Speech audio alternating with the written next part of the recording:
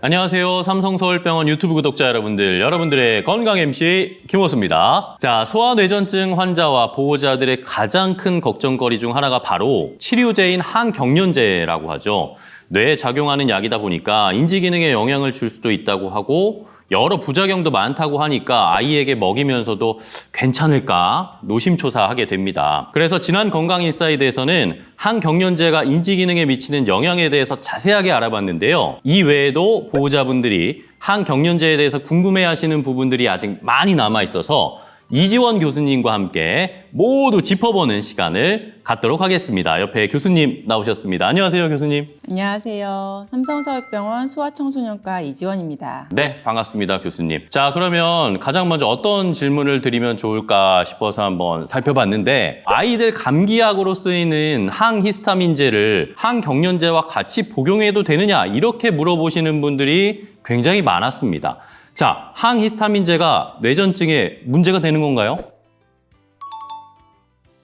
지금 말씀하신 내용이 제가 요즘 가장 자주 듣는 질문이 아닐까 싶네요. 그럼 진짜 문제가 있는 건가요? 이 항히스타민제는 잘 알고 계시겠지만 감기 증상 중에 콧물에 처방하는 약입니다. 아이들의 호흡기 감염 증상은 기침, 콧물, 가래가 시간차를 두고 심한 증상이 약간씩 변하면서 나타나고 각각에 대한 약을 처방받게 되는데요. 이 중 거의 매번 받지 않을까 싶은 것이 콧물약이죠. 그리고 콧물약, 즉 항히스타민제가 발작을 일으킨다는 얘기가 있습니다.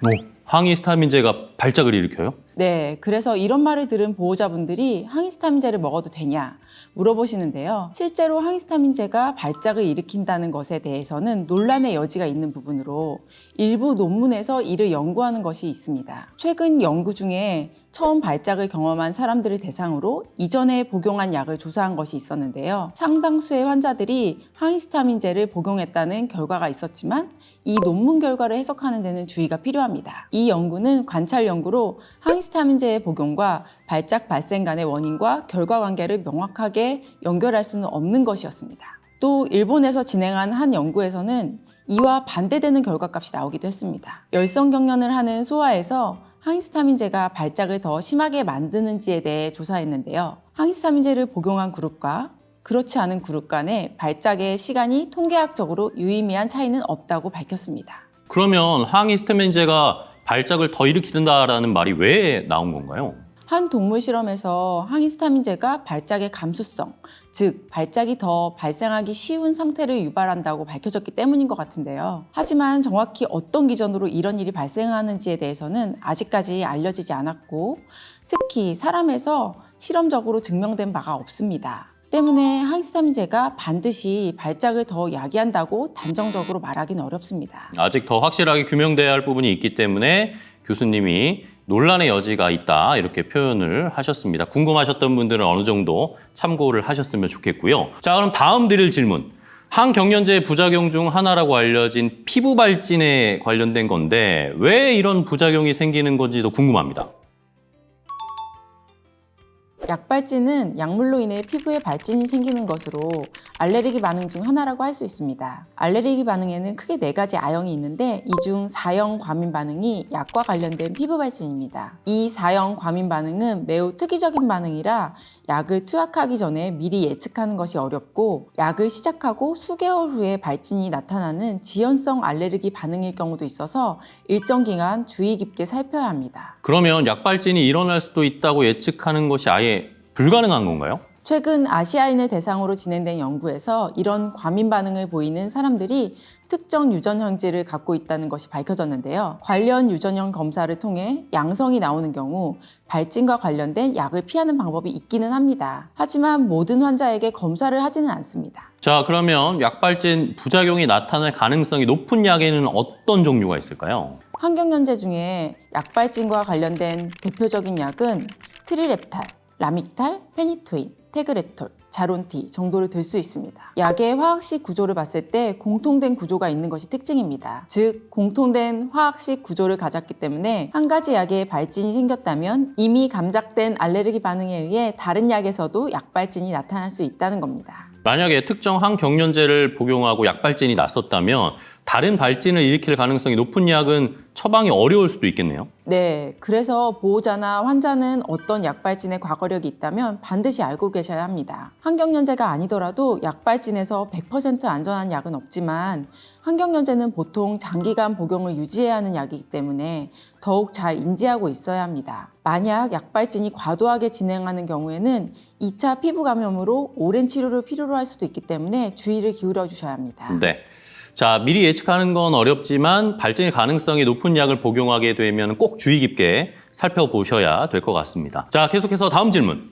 이번에는 항경련제가 식욕에 미치는 영향인데요. 일부 항경련제는 식욕을 올려서 체중이 증가하게 되는 경우도 있다고 들었어요.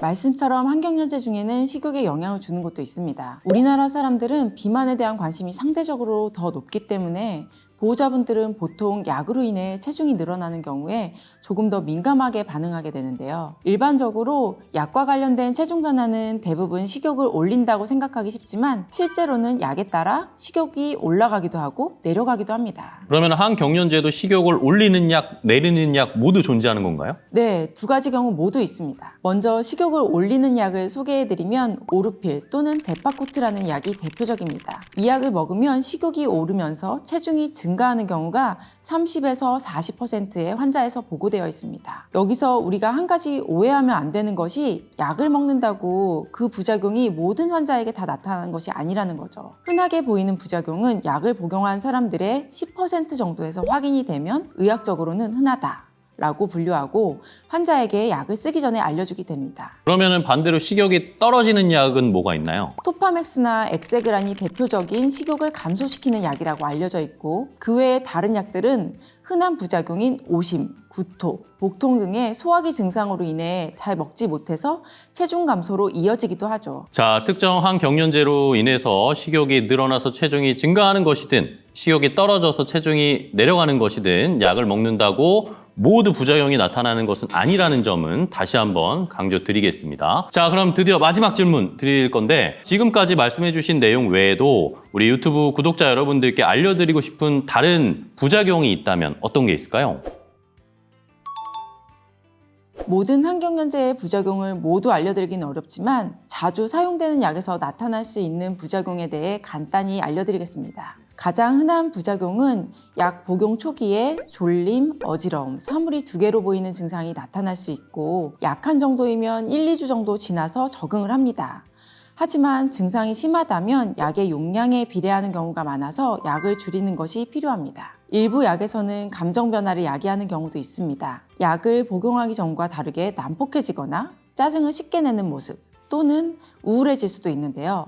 그럴 만한 가능성이 있는 약을 복용 중이라면 약을 중단하고 증상이 호전되는지를 확인해 봐야 합니다. 그 외에 복통, 구역감, 두통 등의 일반적인 부작용이 있을 수도 있습니다. 자, 이렇게 두 편에 걸쳐서 소아뇌전증 치료 약물인 항경련제에 대해서 자세하게 알아봤습니다. 자, 인지기능 저하를 비롯해서 부작용이 많다고 알려진 약물이라서 아이들에게 먹이면서도 걱정이 이만저만이 아니셨을 것 같은데요.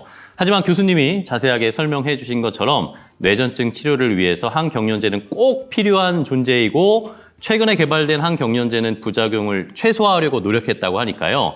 걱정은 조금 되시겠지만 우리 아이들 손 꼭 잡고 담당 의사 선생님을 믿으시고 항경련제 복용하면서 무사히 뇌전증이라는 산을 잘 넘으셨으면 좋겠습니다. 자, 그럼 이번 시간은 여기서 마치도록 하겠습니다. 삼성서울병원 유튜브 구독자 여러분들이 모두 건강해지는 그날까지 건강 인사이드!